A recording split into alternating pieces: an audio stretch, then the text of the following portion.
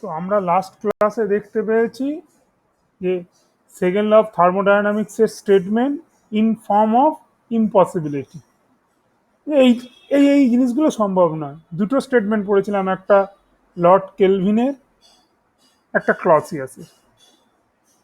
এবং আগের দিনের ক্লাসে দেখিয়েছিলাম যে কেলভিনের পস্টুলেট যদি ইনভ্যালিড হয়, কনসিকুয়েন্টলি ক্লসিয়াস পস্টুলেট ইনভ্যালিড হবে। এর মানে কিন্তু এটা নয় যে কেলভিন পস্টুলেট ভ্যালিড হলে ক্লসিয়াস পস্টুলেট ভ্যালিড হবে বা ভাইসি ভার্সা, বা দুটো ইকুইভ্যালেন্ট। তার জন্য আমাকে আরেকটা জিনিস দেখাতে হবে, সেটা হচ্ছে এবার আমাকে দেখাতে হবে যে ক্লসিয়াস পস্টুলেট যদি ইনভ্যালিড হয় তাহলে কেলভিন পস্টুলেট ইনভ্যালিড। এটা না হলে ওটা হচ্ছে ঠিক আছে, কিন্তু তার মানে এটা হলে ওটা হবে না। তখন দেখাতে হবে যে ক্লসিয়াস পস্টুলেট যদি ইনভ্যালিড হয় তাহলে সেক্ষেত্রে কেলভিন পস্টুলেটও অটোমেটিক্যালি ইনভ্যালিড হবে। এইটা যদি দেখাতে পারি অ্যালং উইথ এই ফ্যাক্ট, সেক্ষেত্রে আমরা বলবো যে ক্লসিয়াস পস্টুলেট এবং কেলভিন পস্টুলেট ইকুইভ্যালেন্ট। তাহলে আমাদের সেকেন্ড পার্টটা দেখাতে হবে, যেখানে দেখাবো যে কিনা ক্লসিয়াস পস্টুলেট ইনভ্যালিড এবং as a consequence of that Kelvin postulate is also invalid. সেটা দেখাবার জন্য আমাদের হিট ইঞ্জিন জিনিসটা জানতে হবে, বিশেষ করে কার্নোট ইঞ্জিন জানতে। আজকে সেটাই বলি। আমরা স্টেট জিনিসটা প্রথম ক্লাসেই পড়েছি। এবার যদি একটা ট্রান্সফরমেশন এরকম হয় যে ইনিশিয়াল আর ফাইনাল স্টেট সেম, ইনিশিয়াল আর ফাইনাল স্টেট হচ্ছে সেম, তার মানে সেটা সাইক্লিক, যেখান থেকে শুরু করলো সেখানে এসেই শেষ হলো। এইরকমই একটা সাইক্লিক ইঞ্জিন আমরা আজকে কনসিডার করবো, যেটাকে কার্নোট ইঞ্জিন বলা হচ্ছে। তার স্কিম্যাটিক ডায়াগ্রাম এইটা। ধরো T2 টেম্পারেচারে একটা ফার্নেস আছে, চুল্লি আছে, তার উপর একটা গ্যাসকে রেখে দিলাম। এই গ্যাসটার উপর একটা ধরো কভার আছে, আর এই উপরে এই লম্বা এটাকে পিস্টন, পিস্টন দিয়ে আস্তে আস্তে আস্তে আস্তে উপরে তুলছি। এই দিকটা যদি পিস্টন দিয়ে উপরের দিকে তুলি, আস্তে আস্তে আস্তে আস্তে উপরে তুলছি। যদি উপরে তুলি সেক্ষেত্রে কি হবে, ভলিউম বাড়বে। আর যেহেতু টেম্পারেচার কনস্ট্যান্ট, তার মানে কি প্রেসার কমবে।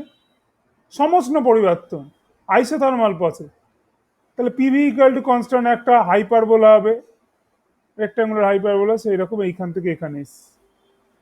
এ হচ্ছে ইনিশিয়াল স্টেট, এটা হচ্ছে ইনিশিয়াল স্টেট।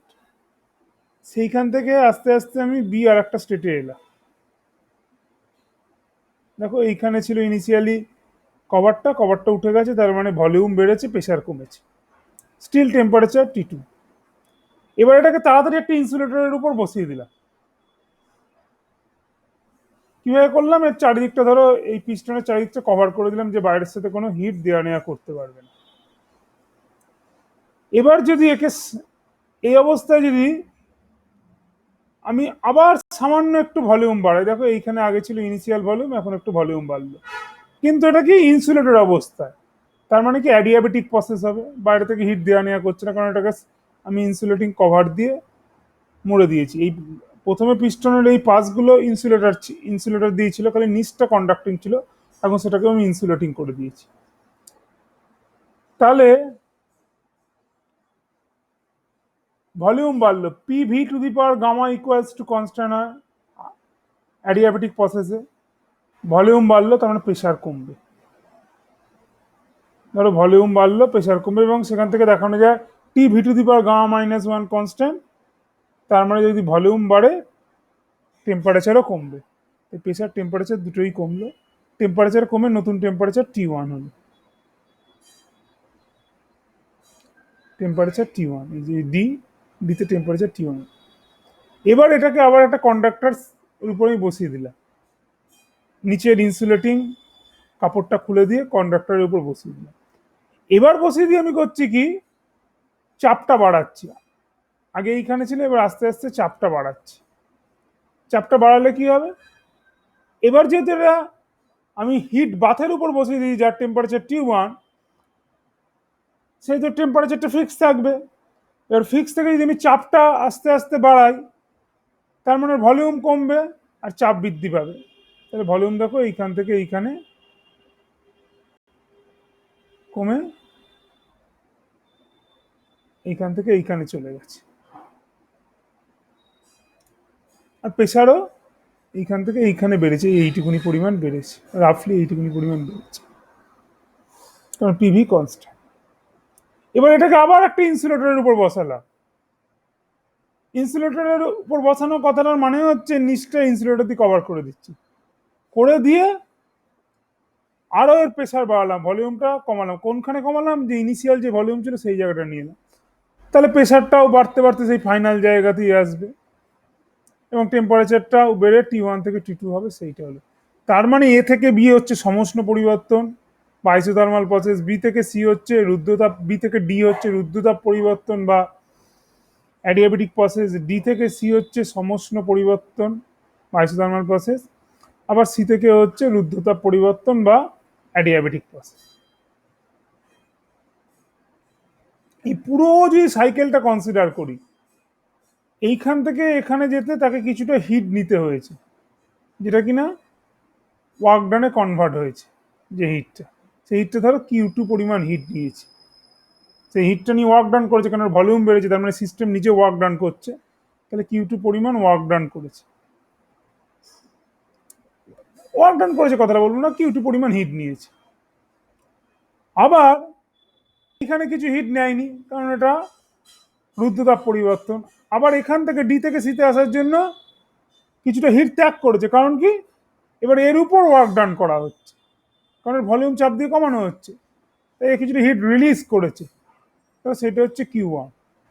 আবার সি থেকে এ যাওয়ার জন্য কোনো ধরনের হিটের আদান প্রদান হয়নি, কারণ এটা রুদ্ধতাপ পরিবর্তন বলে। তাহলে নেট হিট কতখানি নিয়েছে? যতখানি নিয়েছে মাইনাস যতখানি ছেড়েছে। নিয়েছে Q2 পরিমাণ, ছেড়েছে Q1 পরিমাণ। তাহলে এনার্জি কনজারভেশন ল থেকে হচ্ছে টোটাল ওয়ার্ক ডান হচ্ছে Q2 মাইনাস Q1। তাহলে Q2 পরিমাণ হিট নিয়ে কার্নোট ইঞ্জিনটা একটা ফুল সাইকেলে ডাব্লু পরিমাণ ওয়ার্ক ডান করেছে। এই ওয়ার্ক ডানটাই হচ্ছে মেশিন কতটা ওয়ার্ক ডান করছে। মেশিন যত বেশি ওয়ার্ক ডান করবে তার এফিসিয়েন্সি যত বেশি হবে। কম হিট নাও, বেশি আউটপুট দাও, কম ইনপুট বেশি আউটপুট, সে তত ভালো। সেই জন্য এফিসিয়েন্সি বা কর্মদক্ষতাকে ডিফাইন করা হয় W divided by Q. W যত বাড়বে দেখো এই এফিসিয়েন্সি ইটাটা তত বাড়বে, আবার Q2 যত কমবে এফিসিয়েন্সিও তত বাড়বে। মানে এটা কাইন্ড অফ এরকম, একটা বাস কম তেল পোড়াচ্ছে কিন্তু বেশি তাড়াতাড়ি যাচ্ছে বা বেশি দূর যাচ্ছে, মাইলেজ বেশি, এটা হচ্ছে সেম জিনিস। কেন? ওয়ার্ক ডান ডিভাইডেড বাই কতটা হিট নিচ্ছে। এটা তোমাকে বাইরে থেকে ফুয়েল দিয়ে সাপ্লাই দিতে হয় বাসে, আর ওয়ার্ক ডান হচ্ছে বাসের কতটা ওয়ার্ক ডান করছে, কতটা ভালো মাইলেজ দিচ্ছে। তাহলে ওয়ার্ক ডানটা হচ্ছে Q2 মাইনাস Q1, আর যতটা হিট নিচ্ছে সেটা হচ্ছে Q2। তো এইটা দুটো করলে, ডিভিশনটা করলে আমরা পাবো 1 মাইনাস Q1 বাই Q2। এটাই হচ্ছে এফিসিয়েন্সি। তার মানে আমরা একটা হিট ইঞ্জিন পেতে পারি যে বেশি হিট নিয়ে তার কিছুটা অবশ্যই ওয়ার্ক ডান করার জন্য কিছুটা কিছুটা হিট সে রিলিজ করে কিছুটা ওয়ার্ক ডান করবে। এইটাকে বলে একটা কার্নোট ইঞ্জিন। অবশ্যই আইডিয়াল ইঞ্জিন, প্র্যাকটিক্যালি এই এফিসিয়েন্সি অনেক এতটা পাওয়া যাবে না, কেন কিছুটা ফ্রিকশনের জন্য লস হবে, বা স্টিল আইডিয়াল কেসে এটা গুড না। তাহলে দেখলাম আমরা একটা হিট ইঞ্জিন, এখানে এক্সাম্পলটা নিয়েছি কার্নোট ইঞ্জিনের, ঠিক কথাই, বাট ইঞ্জিনের একটা হিট ইঞ্জিন কিভাবে ওয়ার্ক ডান করে থ্রু কার্নোট ইঞ্জিনের এক্সাম্পল আমরা দেখলাম। এইবার যে আগের দিনের যে একটা পোর্শন করেছিলাম, কেলভিন পস্টুলেট ইনভ্যালিড হলে ক্লসিয়াস পস্টুলেট ইনভ্যালিড হয়, আজকে দেখাবো ক্লসিয়াস পস্টুলেট ইনভ্যালিড হলে কেলভিন পস্টুলেট ইনভ্যালিড হয়। ক্লসিয়াস পস্টুলেট ইনভ্যালিড হচ্ছে। ক্লসিয়াস পস্টুলেটটা কি ছিল না, একটা প্রসেস এরকম হতে পারবে না যার ফাইনাল রেজাল্টটা হচ্ছে transformation of heat from a low temperature body to a high temperature body. এখানে কখনো হিট ট্রান্সফার পসিবল হবে না।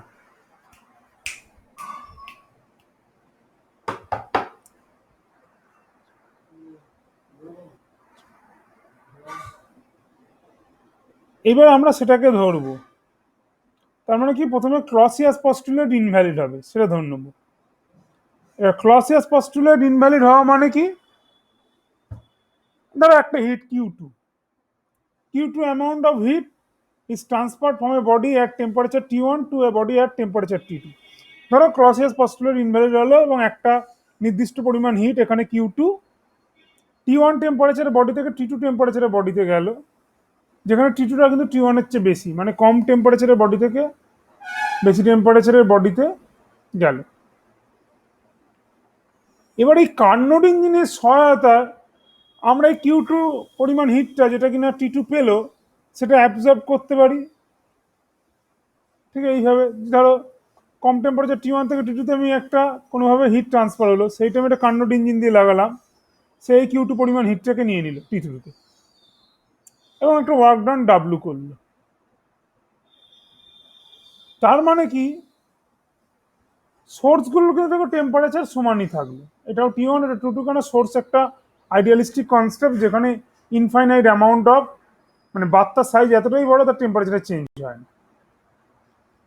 তার মানে কি এই যে T2 সে কি করলো, একটা লো টেম্পারেচারের বডি থেকে হিট এলো এবং সেটাকে পুরোপুরি ওয়ার্ক ডান করে দিল, তাহলে ও কিছুটা নিল না, ওই Q2 অ্যামাউন্ট অফ হিট হলো এবং সেটাকে ওয়ার্ক ডান করে দিল, তারপরে T2 এর কিন্তু টেম্পারেচারের কোনো চেঞ্জ হলো না। যে না হয় তার মানে ফাইনাল রেজাল্টটা কি হবে, ট্রান্সফরমেশন অফ, তার মানে শুধুমাত্র, এবং এই কথা খুব ইম্পর্টেন্ট, অনলি ফাইনাল রেজাল্ট, তা ফাইনাল রেজাল্ট অনলিটা কি দেয়, transformation into work of heat extracted from a source at temperature T1 থেকে যে পরিমাণ হিট T2 নিয়েছে সেই পরিমাণ হিট পুরোপুরি ওয়ার্ক ডানে কনভার্ট করে দিল। আবার এইটা বলছি, Q2 পরিমাণ হিট ধরো কেলভিন পস্টুল ক্লসিয়াস পস্টুলের ইনভ্যালিড হলো, সেখান থেকে আমরা নির্দিষ্ট পরিমাণ হিট এখানে Q2 পরিমাণ হিট T1 টেম্পারেচারের একটা বস্তু থেকে T2 টেম্পারেচারের একটা বস্তুতে গেল, কোনোভাবে গেল, যেখানে T2 কিন্তু T1 এর চেয়ে বেশি, সেই জন্যই ক্লসিয়াস পস্টুলেট ইনভ্যালিড ধরে নিয়েছি, সেই জন্য এটা সম্ভব হচ্ছে, কারণ হচ্ছে T1 T2 এর চেয়ে ছোট। এবার একটা কার্নোট ইঞ্জিনের মাধ্যমে আমি সেই Q2টাকে অ্যাবজর্ব করতে পারি, করে সে ডাব্লু ওয়ার্ক ডান প্রডিউস করবে, তার মানে কি সোর্সের কোনো টেম্পারেচারের চেঞ্জ হলো না, সে T2 থেকে গেল, সেই জন্য বলছি T2 suffers no change, and as a result only final transformation is into work done of heat extracted from a source at constant temperature T1। তার মানে একটা কনস্ট্যান্ট টেম্পারেচারের সোর্স T1 থেকে যে পরিমাণ হিট নিল সেটাই ওয়ার্ক ডানে পুরোপুরি কনভার্ট করে দেওয়া হলো। কেলভিন কিন্তু এটার বিরোধিতা করেছিল, কেলভিন পস্টুলেটটাই বলছে a transformation whose final result is to transform into the absorbed heat into work is impossible। তার মানে কি যে পরিমাণ হিট নিচ্ছ সেটাকেই পুরোপুরি ওয়ার্ক ডান করছে, এটাই যদি একমাত্র ফাইনাল রেজাল্ট হয় সেটা সম্ভব না, কিন্তু এখানে সেটাই হচ্ছে, কারণ যে পরিমাণ হিট T2 টেম্পারেচারে স্টেটে আমরা অ্যাবজর্ব করছি সেটাকে কিন্তু সে ওয়ার্ক ডানে কনভার্ট করে দিচ্ছে। তাহলে এই যে ক্লসিয়াস পস্টুলেট যদি আমি ইনভ্যালিড ধরি, সেখান থেকে দেখিয়ে দিতে পারলাম যে কেলভিন পস্টুলেট কিন্তু ইনভ্যালিড। আগের দিন দেখিয়েছিলাম কেলভিন পস্টুলেট ইনভ্যালিড হলে ক্লসিয়াস পস্টুলেট ইনভ্যালিড হয়, তার মানে কেলভিন পস্টুলেট যদি ঠিক না হয় ক্লসিয়াস পস্টুলেট ঠিক হবে না। এর মানে এই নয় যে কেলভিন পস্টুলেট ঠিক অথচ ক্লসিয়াস পস্টুলেট ঠিক না, এর মানে এটা না। তার জন্য আমাকে দেখাতে হবে যে ক্লসিয়াস পস্টুলেট ঠিক না হলে আবার কেলভিন পস্টুলেটও ঠিক হবে না, আজকে সেটাই দেখালাম। তাহলে এই দুটো একত্রে, মানে ক্লসিয়াস পস্টুলেট ইনভ্যালিড হলে কেলভিন পস্টুলেট ইনভ্যালিড, আবার কেলভিন পস্টুলেট ইনভ্যালিড হলে ক্লসিয়াস পস্টুলেট ইনভ্যালিড, এই দুটোই যদি আমরা দেখাতে পারি ইন্ডিপেন্ডেন্টলি, যেটা দেখালাম, সেখান থেকে আমরা বলতে পারি যে ক্লসিয়াস পস্টুলেট আর কেলভিন পস্টুলেট হচ্ছে ইকুইভ্যালেন্ট, সমান, এটার মানে এটা, এটার মানে এটা, সেই জন্য এই ডবল অ্যারোটা দিয়েছি বোথ এন্টায়ারলি। তার মানে কনক্লুশন হচ্ছে ক্লসিয়াস পস্টুলেট কেলভিন পস্টুলেট একই জিনিস, ডিফারেন্ট ভাবে স্টেট করা হচ্ছে। তার মানে সেকেন্ড ল অফ থার্মোডাইনামিক্সে যে দুটো ডিফারেন্ট স্টেটমেন্ট অ্যাপারেন্টলি, সেই দুটো আলাদা না, সেই দুটো সমান, এক, ইকুইভ্যালেন্ট।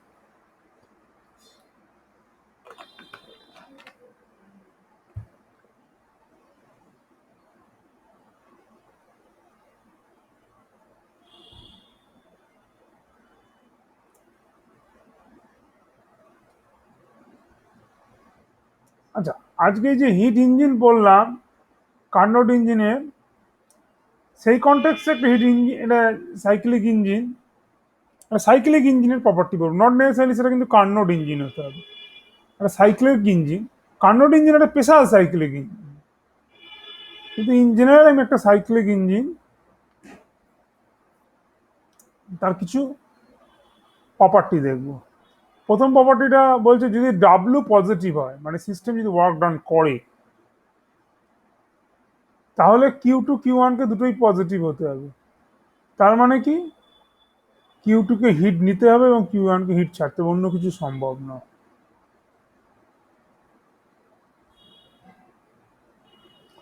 তো এই ছবিটা দেখো, এটা হচ্ছে T2, এটা হচ্ছে T1, এদের মধ্যে একটা ইঞ্জিন কাজ করছে, এটা কিন্তু cyclic engine but not necessarily Carnot engine. W হচ্ছে ওয়ার্ক ডান, আর T2-তে হিট নিয়েছে কিউ2 পরিমাণ, আর T1-এ হিট রিলিজ করেছে কিউ1 পরিমাণ।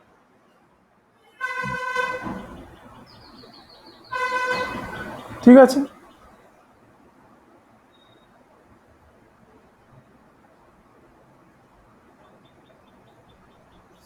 এইবার যদি আমরা ধরে নিই যে কিউ1টা পজিটিভ নয়, মানে জিরো বা নেগেটিভ, যদি নেগেটিভ হয় কি হবে, নেগেটিভ হওয়া মানে কি এখান থেকে হিট কিউ2 পেরিয়েছে, কিন্তু এ তো হিট কিউ1 মানে রিলিজ করেনি, উল্টে কিউ1টা নেগেটিভ অ্যাবজর্ব করে নিয়েছে। কিউ1 যদি অ্যাবজর্ব করে, সে কিউ1টা আবার হিট ইঞ্জিন, আবার হিট ইঞ্জিনের মাধ্যমে এইখান থেকে এখানে দিয়েও দিতে পারবে, আর ইঞ্জিন চালিয়ে সেই হিটটাকে অ্যাবজর্ব করে আমি আবার কিউ2-তে পাঠিয়ে দিতে পারবো। যদি কিউ1 পরিমাণ হিট এ রিলিজ করে, রিলিজ করার কথা যদি অ্যাবজর্ব করে, তার মানে সেই হিটটা কিন্তু আমি আবার একটা ইঞ্জিনের মাধ্যমে T2 টেম্পারেচারে ওখানে পাঠিয়ে দিতে পারি।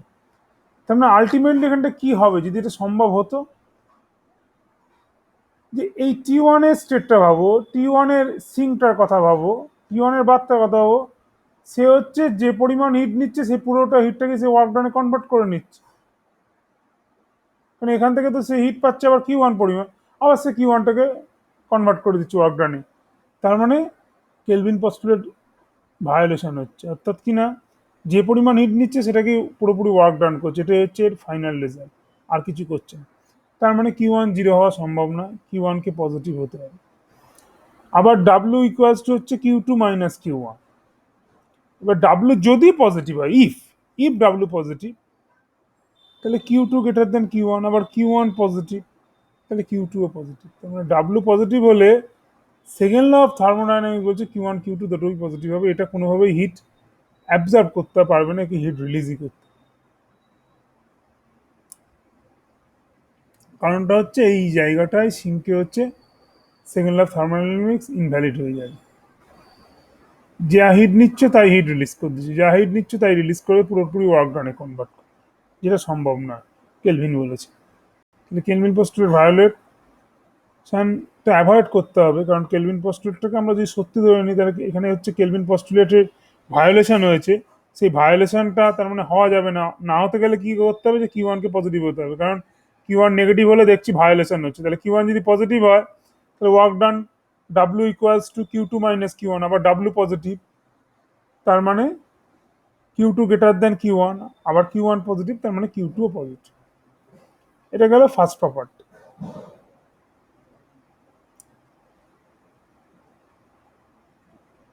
এটা গেল ফার্স্ট প্রপার্টি। এবার সেকেন্ড প্রপার্টিতে বলছে এই যে রেশিওটা, তার মানে কিউ1-কেও পজিটিভ কিউ2-কেও পজিটিভ হতে হবে, এই কিউ2/কিউ1 এই রেশিওটা ম্যাক্সিমাম হবে যদি এই সাইক্লিক ইঞ্জিনটা রিভার্সিবল হয়, এবং সব রিভার্সিবল ইঞ্জিনের ক্ষেত্রেই সেটা ম্যাক্সিমাম হবে, কার্নোট ইঞ্জিনের জন্য আলাদা কিছু হবে না, কিন্তু ইয়েস, ইঞ্জিনটাকে সাইক্লিক হতে হবে, যার জন্য আমি এখানে বলেছিলাম ইঞ্জিনটাকে রিভার্সিবল হতে হবে, যার জন্য আমি বলছি cyclic engine not necessary reversible, কারণ কার্নোট ইঞ্জিনে তোমরা দেখতে পাচ্ছ রিভার্সিবল, কিন্তু এখানে নন নেসেসারি রিভার্সিবল হতে হবে। এই প্রপার্টিটা যে কোনো সাইক্লিক ইঞ্জিনের জন্যই সত্যি, কিন্তু আমি এখন বলছি কিউ2 - কিউ1 ম্যাক্সিমাম হবে যখন কিনা হিট ইঞ্জিনটা রিভার্সিবল হবে। এবার একটা ইন্টারেস্টিং জিনিস দেখো, যদি কিউ2 - কিউ1 ম্যাক্সিমাম হয়, যেটা আমি প্রমাণ করতে যাব, তাহলে সেটা ম্যাক্সিমাম মানে তার অনন্যক বা reciprocal Q one minus Q টুটা মিনিমাম হওয়া। এবার কিউ ওয়ান মাইনাস কিউ টুটা মিনিমাম হওয়া মানে কি ওয়ান মাইনাস এই কোয়ান্টিটিটা ম্যাক্সিমাম হওয়া, তার মানে রিভার্সিবল হিট ইঞ্জিনের এফিসিয়েন্সি ম্যাক্সিমাম হবে। Q two minus Q one আমি যদি দেখাতে পারি রিভার্সিবল হিট ইঞ্জিনের ক্ষেত্রেই ম্যাক্সিমাম হয়, তাহলে যে কোনো রিভার্সিবল হিট ইঞ্জিনের এফিসিয়েন্সি ম্যাক্সিমাম হবে in comparison to irreversible heat engine. তো এখানে আমরা দুটো ইঞ্জিন কাজে লাগাচ্ছি, source at temperature T2, sink at temperature T1। দুটো কেস কল্পনা করবো, একটা হচ্ছে সি, যেটা মানে reversible engine, not necessarily Carnot engine. Carnot engine is a reversible engine, but this is not the only reversible engine, there are plenty of reversible engine. আর এটা হচ্ছে একটা আলাদা ইঞ্জিন, কি জানি না, একটা আলাদা ইঞ্জিন। এবার ধরো যদি আমি সি ইঞ্জিনটার কথা কনসিডার করি, ধরো সেখান থেকে কিউ টু পরিমাণ হিট অ্যাবজর্ব করলো, কিউ ওয়ান হিট রিলিজ করলো কিউ ওয়ান টেম্পারেচারে, আর ওয়ার্ক ডানটা ডাব্লু হলো, তাহলে ডাব্লু ইকুয়ালস টু কত হবে, Q two minus Q, energy conservation law থেকে। ঠিক একইভাবে যদি ই ইঞ্জিনটা কনসিডার করি এবং তার সে T2 টেম্পারেচারে হিট বাথ থেকে যদি কিউ টু ড্যাশ পরিমাণ এনার্জি নেয়, হিট এনার্জি, এবং সিঙ্ক বা T1 টেম্পারেচারের হিট বাথে যদি কিউ ওয়ান ড্যাশ পরিমাণ হিট রিলিজ করে, তাহলে তার ক্ষেত্রে ওয়ার্ক ডান ডাব্লু ড্যাশ হবে, ডাব্লু ড্যাশ হবে Q two dash minus Q one dash,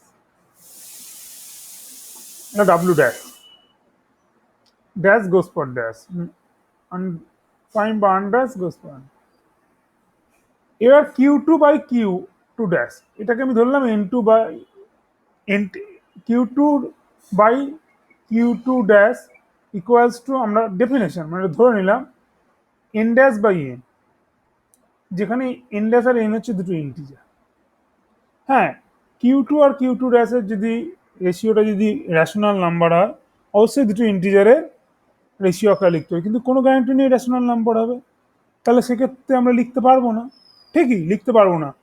কিন্তু আমরা সবসময় এন ড্যাশ আর এনকে দুটো বড় ইন্টিজার চুজ করতে পারি, যেখানে কিনা একটা ইরেশনাল নাম্বারকে আমাদের আরবিট্রারি প্রিসিশন অনুযায়ী আমরা কিন্তু কভার করতে পারি। তার মানেটা কি, তুমি ধরো একটা ইরেশনাল নাম্বারকে পয়েন্টের পর 6টা ডিজিট অবধি কনসিডার করবে, আমি সেটাকে সবসময় কিন্তু একটা দুটো ইন্টিজারের, দুটো খুব লার্জ ইন্টিজার হতে পারে, কিন্তু তার রেশিওতে লিখতে পারি যেখানে কিনা ওই ডিজিট অবধি অ্যাকুরেট, মানে ওই ডিজিট অবধি এই রেশিওটা, আর এই রেশনাল নাম্বারের 6 ডিজিট অবধি যতগুলো নাম্বার আছে এটা শূন্য।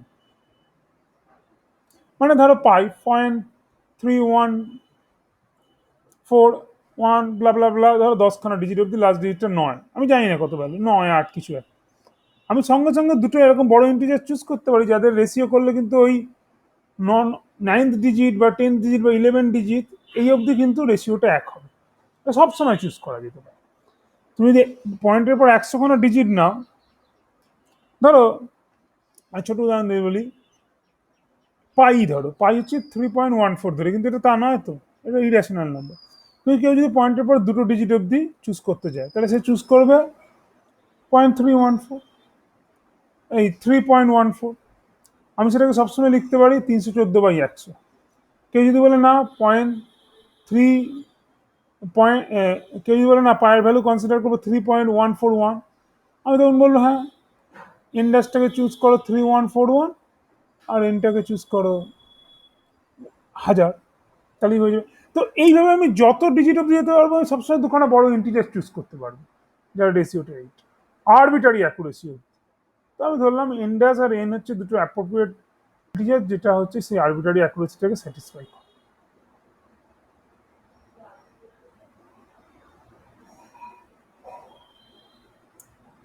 এইবার এই ইঞ্জিনটা আমরা তো জানি না, যদি ইরিভার্সিবল ইঞ্জিন হয়, আমরা ইরিভার্সিবল হলে আমরা আবার ব্যাক প্রসেসটা কনসিডার করতে পারি, মানে ফরওয়ার্ড প্রসেস আছে, তার রিভার্স প্রসেসটাও কনসিডার করতে, দুটোই সমান।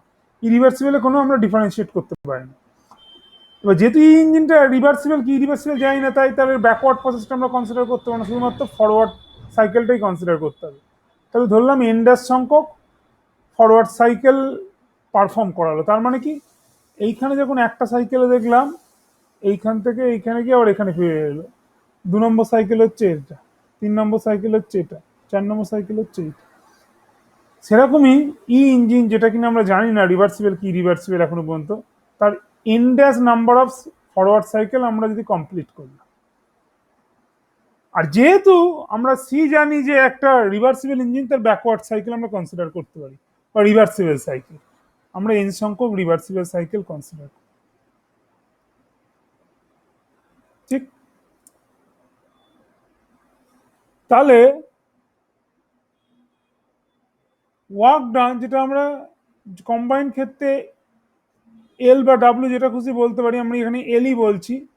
এলটা হচ্ছে এই ডাব্লিউ ড্যাশ গুলো যদি আমরা এল ড্যাশ ভাবি, সেম জিনিস, একটা ফর পার্টিকুলার রিজন, সেটা পরে বলবো যে নোটেশনটা করে চেঞ্জ করা হলো। তাহলে টোটাল ওয়ার্ক ডান এল কত, ফরওয়ার্ডে কতখানি হয়েছে, ধরো প্রত্যেকটা সাইকেলে এল ড্যাশ পরিমাণ হয়, তাহলে এন ড্যাশ এল ড্যাশ। আর এখানে যেহেতু রিভার্সিবল সাইকেলগুলো আমি কনসিডার করবো রিভার্সিবল ইঞ্জিনের জন্য, সেই জন্য তার ওয়ার্ক ডানটা হবে মাইনাস, তাহলে মাইনাস এন এল। এলটা হচ্ছে ডাব্লিউর সঙ্গে সমান, আর কিছু না। টোটাল ওয়ার্ক ডানটা total forward work done minus total backward reversible work done বা backward work done. Total forward হচ্ছে এন ড্যাশ এল ড্যাশ, আর টোটাল ব্যাকওয়ার্ড হচ্ছে এন এল। এন এলটা বিয়োগ দিয়েছি। ঠিক একইভাবে কিউ টু টোটাল, মানে টোটাল হিট কতখানি নিচ্ছে, সেটা হচ্ছে N dash Q two dash minus N Q, কেন এতখানি করে হিট রিভার্স প্রসেসে এ পাচ্ছে। তাহলে যতটা নিচ্ছে যতটা পাচ্ছে, দুটো বিয়োগ করলেই পাবো কিউ টু টোটাল। ঠিক একইভাবে কিউ ওয়ান টোটাল, মানে heat source at T one টেম্পারেচারে কতটা রিলিজ হয়েছে। একটা হচ্ছে এন ড্যাশ সংখ্যক ফরওয়ার্ড সাইকেলের জন্য N dash Q one dash হয়েছে, আর রিভার্স সাইকেলের জন্য এন কিউ ওয়ান অ্যাবজর্ভ হয়েছে। তার মানে অ্যাবজর্ভটা যদি বিয়োগ করি তাহলে কিউ ওয়ান টোটালটা পেয়ে যাবে। আবার কনজারভেশন অফ এনার্জি থেকে জানি টোটাল ওয়ার্ক ডান এল টোটালটা হচ্ছে Q two total minus Q one total বা কিউ ওয়ান টি। এইবার এই ইকুয়েশনটা যদি আমরা ফলো করি, সেখানে দেখবো N Q two equals to N dash Q two dash. তাহলে N dash Q two dash minus N Q two হচ্ছে 0, তার মানে কিউ টু টি হচ্ছে 0, মানে টোটাল যে কিউ টুর যে টোটাল ভ্যালু যতটা নিচ্ছে এবং দিচ্ছে সেটা হচ্ছে 0। এটা পেলাম, এই ডেফিনেশন থেকেই পেলাম। এইবার আমরা একটু আগেই দেখেছি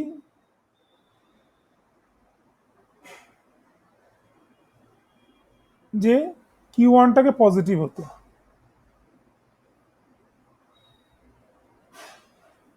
কারণটা কি,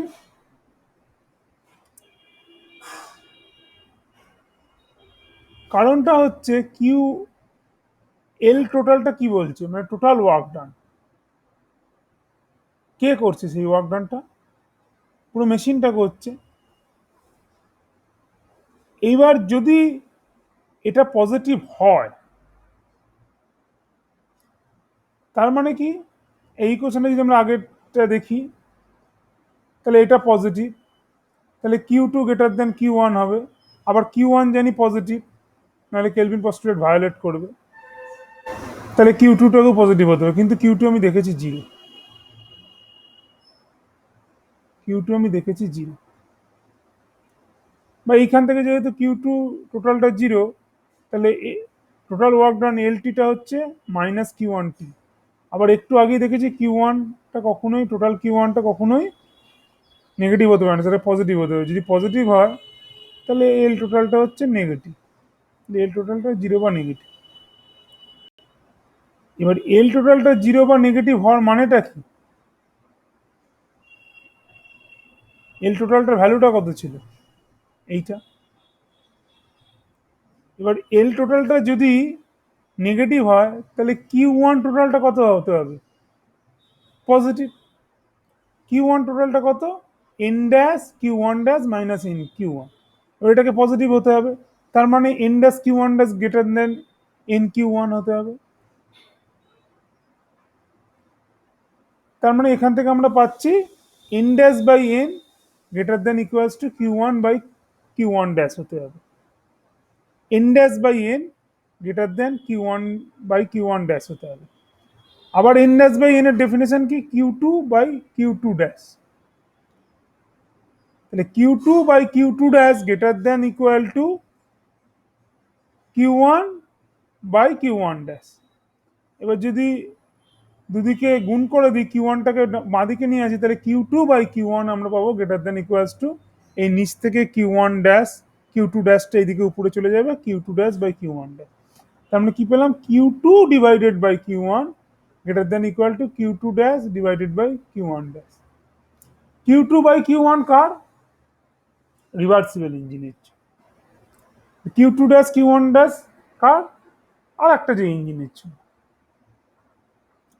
এবার ধরো এই ইঞ্জিনটাকে আমি কিছু ধরিনি, রিভার্সিবল কি ইরিভার্সিবল, এটা যেহেতু রিভার্সিবল ইঞ্জিন তার জন্য এর আমি রিভার্স ওয়ার্কটা রয়েছে, ফরওয়ার্ড ওয়ার্কটাও ধরতে পারতাম, কিন্তু মানে রিভার্সিবল দুদিকেই কাজ করে, এরটা আমি অ্যাপায়ারি কিন্তু জানি না। এবার যদি ভাবো আমি উল্টো ধরলাম, এইটা ধরলাম রিভার্সিবল ইঞ্জিন, এইটাকে কিছু ধরলাম না, তার মানে এর রিভার্স ওয়ার্কটা আমি কনসিডার করবো, এর ফরওয়ার্ড ওয়ার্কটা কনসিডার করবো। সেক্ষেত্রে একইভাবে আমি দেখিয়ে দিতে পারবো Q two dash divided by Q one dash greater than equals to Q two by Q one. এবার যদি দুটোই রিভার্সিবল ইঞ্জিন হয় তাহলে এটাও সত্যি হবে, এটাও সত্যি হবে। তার মানে কি X greater than equal to Y, আবার Y greater than equal to X. এটা তখনই সম্ভব হয় যদি দুজনেই সমান হয়।